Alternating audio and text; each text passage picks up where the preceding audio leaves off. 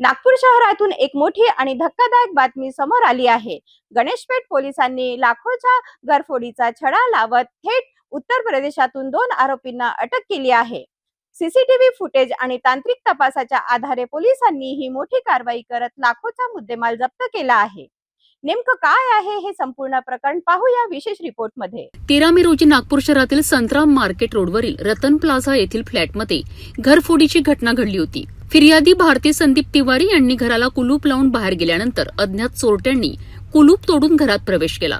चोरट्यांनी बेडरूम मधील अलमारीचे लॉक तोडून रोख रक्कम तसेच सोन्या चांदीचे दागिने असा एकूण जवळपास 9,75,000 रुपयांचा ऐवज लंपास केलाय। या घटनेनंतर गणेशपेठ पोलिसांनी तात्काळ तपासाची सूत्रे हाती घेतली। घटनास्थळ परिसरातील सीसीटीव्ही फुटेज तसेच रेल्वे प्रशासनाच्या कॅमेऱ्यांची बारकाईने विश्लेषण करण्यात आले। तांत्रिक तपास आणि गुप्त माहितीच्या आधारे आरोपींचा माग काढत पोलीस थेट उत्तर प्रदेशातील हापूड येथे पोहोचलेत। तेथे आदिल शकील कुरेशी आणि गुल मोहम्मद इरफान अली या 2 आरोपींना अटक करण्यात आली आहे। या कारवाईत पोलिसांनी रोख रक्कम आणि कारसह एकूण 4,75,000 रुपयांचा मुद्देमाल जप्त केला आहे।